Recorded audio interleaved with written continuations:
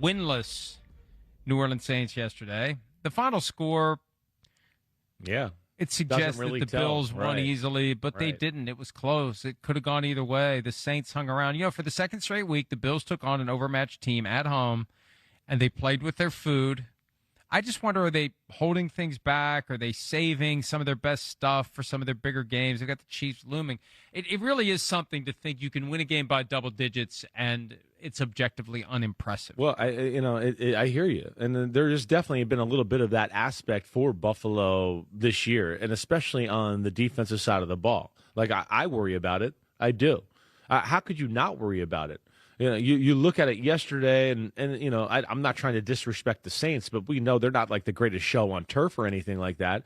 But the biggest problem we come back to Buffalo with over and over here so far in this early part of the season is, they can be pushed around on the offensive side. On the defensive line, on the defensive side of the ball. That's what you worry about. I just don't know how talented the Buffalo defense is.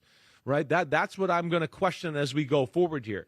They're pretty well coached. They're creative. That hides a lot of holes. But I don't know if they got enough big people to stop the run, as we saw yesterday. New Orleans had their way. Kendry Miller, Alvin Kamara, they did whatever they wanted. In the back end, I think it's fair to question whether they can cover people that way. It's one of the more unimpressive cornerback groups in all of football there. So I think with all of that, I just go, wow, it seems like there's still just a lot of pressure on Josh Allen on the offense to always provide for the football team. If I was designing an offense and calling plays, and fans everywhere should be glad that I'm not, my approach would be very simple to the passing game.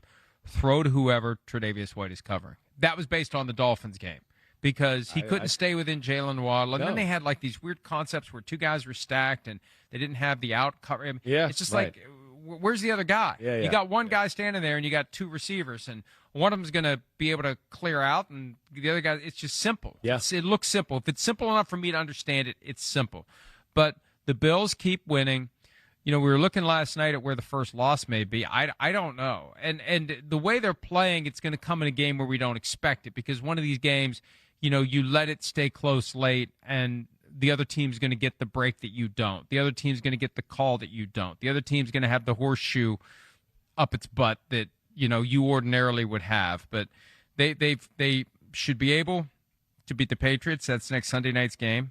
They go to Atlanta. That could be a challenge, because when Atlanta is firing all cylinders, they're not easy to beat. Next Sunday night's going to be tough. Against the Patriots? I think so, yeah. The Patriots' offense has got it going a little bit. The Patriots can run the ball. Right, Jake May looks comfortable. He's not perfect yet, but he's pretty efficient. You get paid either way. You don't have to hype the game. No, I'm kidding. No, but I kidding. think that the point is, I don't know if Buffalo is so great that they're really going to be able to dominate anybody with their defense. That's the thing I look at. So, they're going to play some nail biters like this. They're just not enough blue chip, big time players on their defensive side of the ball for me.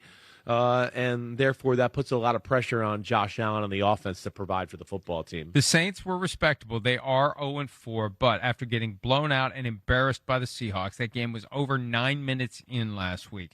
The fact that they were able to keep it close and be in position to possibly win it, that's the kind of thing that, and we're going to talk about another winless team that lost again. When you get to 0-3, if you're going to fall to 0-4, you better at least have some fight. You can't show up and not score a single point, because the clock does begin to tick. Now, it's not going to tick on Kellen Moore during the season. We have seen plenty of coaches get fired after one season, but the point is, you get to week 4. If you've lost the first 3 weeks, you better show something. You better be kicking and screaming toward each successive loss if you start with multiple losses. Hi, it's Mike Florio. Thanks for watching PFT on YouTube. Hit subscribe for the latest news and analysis from Pro Football Talk.